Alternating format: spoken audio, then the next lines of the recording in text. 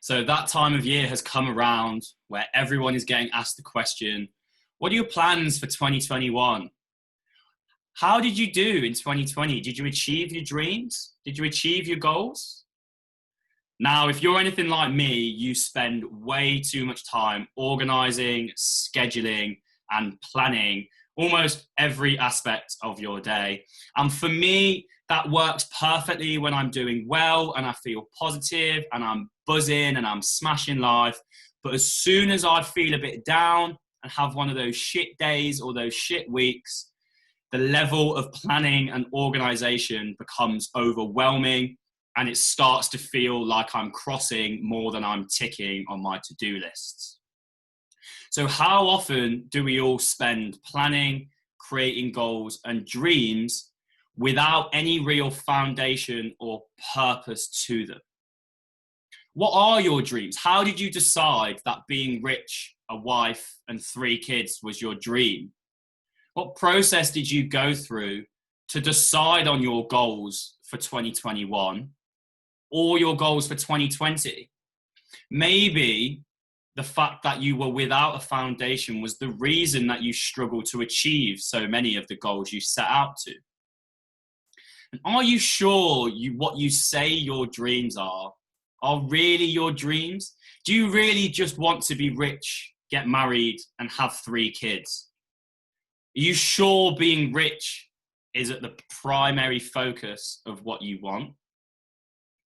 You see, I find it difficult to set goals and to set clear, objective dreams in place because sometimes I find it difficult to separate thought from emotion and emotion from thought. So I'm told quite often, Bradley, focus on the now, stay in the present, or think about the future. Okay, this is a complicated topic to grasp, okay? What does it mean to be in the present or think about the future and do it effectively so that it helps us get towards our goals? So each day we all have thousands and thousands of thoughts like I've spoken about in previous posts. But did you know that 95% of those thoughts were the exact same as what you had yesterday? So we're wasting 95% of our mental capacity on just running things around and around and around in our minds. So do we always need to be in the present? Or is there another way that we should think and process and analyze our thoughts?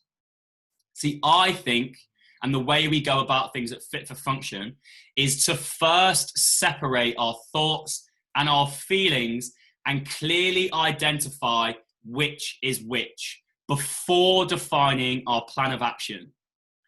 Think and feel, but think before you feel is the goal. See, if you are happy right now, that's great. That's brilliant. But if you're sad right now, that's also great. That's brilliant. See, I heard on a podcast recently that all of our problems could be solved by one simple change in thought. Think about the long term rather than the short term, and you'll find that everything becomes a little bit easier. So meditation is the main form of intervention, but also day-to-day study of ourselves that we use here at Fit for Function. And through November in our series on self-love, you, our family members and followers, have been exposed to some of the methods that I myself use and others have used within the family to start to find out how to truly achieve our goals and tick off the tasks that we set for ourselves, minimizing failure, but also minimizing those feelings of guilt, regret, and that we just waste our time. So when meditating, the idea is not to remove thought, and the idea isn't to move into this area of blank emptiness within our heads. Because when I speak to clients within our family about meditation, the main comment I get back is this: my brain just kept wandering off and I couldn't seem to make it stop. But your brain will always process data, and so it will always think, feel, and act. And so the point of meditation isn't to numb and stop this process, but the point of meditation is to focus in on these and define them, analyze them. Are they thoughts? Are they just feelings? And are they just passing emotions? Or are they something to analyze and focus in on because they're truly important to us? Think now, think future, feel now. I don't like the term meditation because it removes two important aspects of what I'm trying to get out of meditation for myself and for you, our family members. Meditation, visualization, and experience are the pivotal pillars around meditation itself. And with everything going on right now in our external environment, with work causing chaos and a huge lack of order month to month, with even the most basic aspects of our day-to-day lives, noise is everywhere. Noise is disruptive, and noise causes conflict, not only in the external environment as we're seeing, but it does so internally. And that is why it is so hard to escape that think now phase. There are three distinct phases of meditation: think now, think future, feel now. The past is something we'll discuss later, but that is how I want your mind to start processing. Think now, think future, feel now. Think thoughts first, feel emotions second. You see, noise is everywhere, like I've just said, and it is so hard to escape that external noise. So it's more important that we find internal peace, avoiding the noise. This is what meditation is for. It is solely for avoiding the external noise around us and focusing in on what our inner voice internally wants and desires. Because if you can find out what your internal environment wants and desires, you can stop making the mistakes every day that are stopping you from achieving your dreams and taking active steps towards your goals. This is what meditation is for: to allow you to slow down the thoughts, analyze them, and listen to the voice in your head that will always be there, but learn to understand this. Should I accept that thought, or should I reject that thought?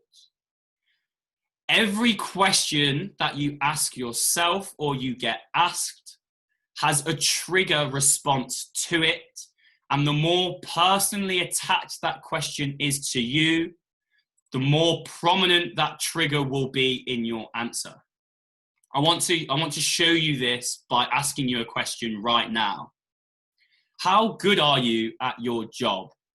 I bet you're shit.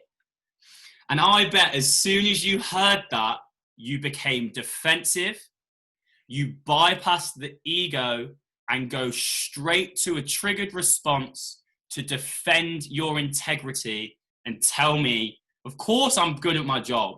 Or maybe you just want to tell me that you're pretty good at your job. But I bet nearly none of you were going to tell me something negative about what you do at work. You see, if I was to put you in a place of 100% acceptance and awareness, you would give me a very honest answer about how good you are at your job, with both positives, negatives, and context. But because I asked you from a position of defense, We bypass the ego straight away, and a trigger response is what you give me.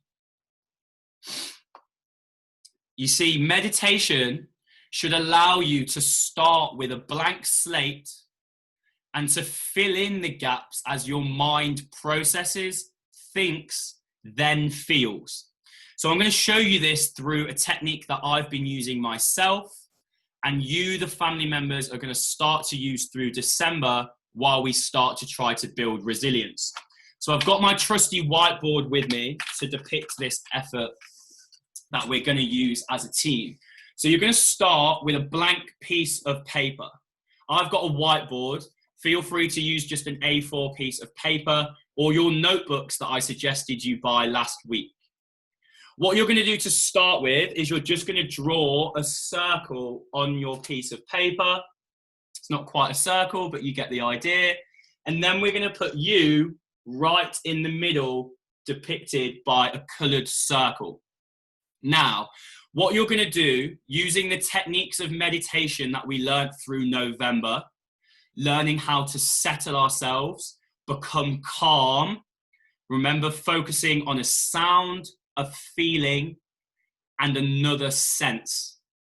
Once you've found that moment of peace, what you're going to start to do during meditation is allow your internal environment to express itself creatively, okay? Every time you have an idea that you deem worthy of analysis, I want you to add it into the circle. So for example, for me, a lot of the time when I start to meditate, you guys, my clients, pop into my head about the things that potentially I could do, should do, or would do to improve on my coaching service. So I'm going to put clients right there. And I'm just going to leave it at that because that's as far as my thought has transcended so far.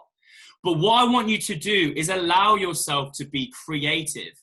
Because what I find when I do this exercise is all sorts of things pop into my head. You might have dreams pop into your head. You might have vivid memories. I know for myself, when I get into true meditation, I have vivid memories of my time in Africa. So I'm going to write Africa in there.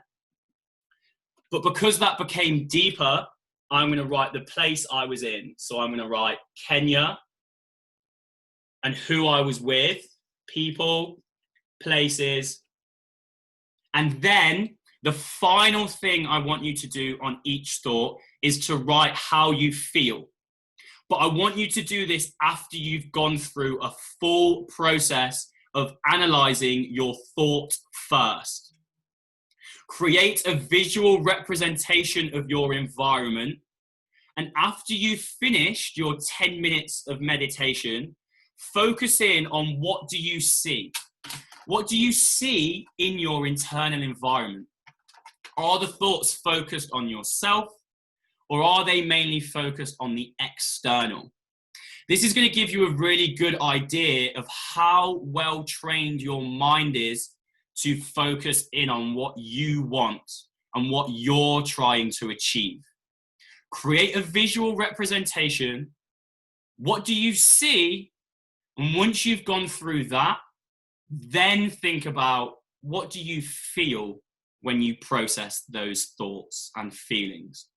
Because if you can think it and then you can feel it, that allows your inner environment, you might call it the soul, to express itself using the ego to take over. And now you're able to experience the thoughts, the feelings, and the inner desires of what you want to achieve and how you're going to achieve it. So come out of the circle now and experience the external environment again, but this time you're going to be able to process it with clarity. You've now spent time internally, spending time thinking about your thoughts and separating them from your emotions. So now, when you process the noise and the disruption of our external environment or the world, you're now able to either accept those experiences that are beneficial or reject those experiences that are not. Okay, this is a transformative process that takes time. 10 minutes every couple of days is more than enough for you to see the benefit of this immediately. Because each day you're going to see new goals appear, new dreams appear, but also new thoughts appear. Every time you have a new thought, dream, or goal, you can attach that to an emotion. But only once you have clarified the acceptance or the rejection of that thought will you then attach an emotion to it. So you're now no longer emotion driven, but thought driven. And this is how we start to achieve our goals. And this is the process that you must do yourself. You see, as a coach, it is my job now to take your dream and to take your goal and create a plan for you. I'm going to show you how to get to your end goal, but it is your job to understand what your end goal is and why that is your end goal. That is the only way you are going to make the steps necessary each and every day to build those habits required to achieve your goals. And that starts with thinking now, thinking in the future, and then feeling now. If you were to feel now first, you become emotion driven. And so everything feels personal. Everything has an emotional response. But if you are able to think first, then think future, and that means tying in the thoughts you have now to the dreams and goals you have in the future. If they match, that means you are able to feel now and decide what the action that needs to be taken is.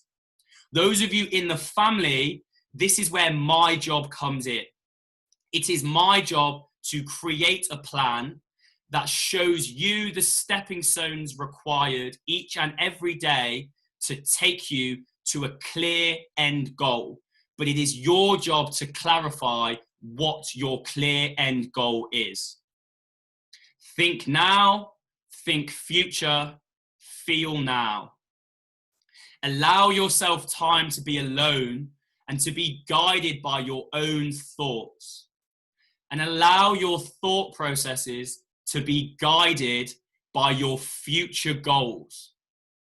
You will start to see you will start to see the ability your thoughts have on creating action once you know how to bypass emotion. You'll start to see the ability you have to bring things into life. This is the idea of bringing your thoughts into action. But you must be able to separate thought from emotion and long-term goals from short-term decisions. So we're going to unpick this more week to week, but remember those three things. Think now, think future, feel now. The past is saved for your time of meditation, and the future is what you focus on each and every day. Stay fit for function, master your mindset, and I will see you later for more self-love tips and tricks, as well as checking in with my wonderful family members each and every Sunday to provide you with the stepping stones required to take you to that end goal. But you must clarify what that end goal is, and you must be able to separate your thoughts from your feelings to do this.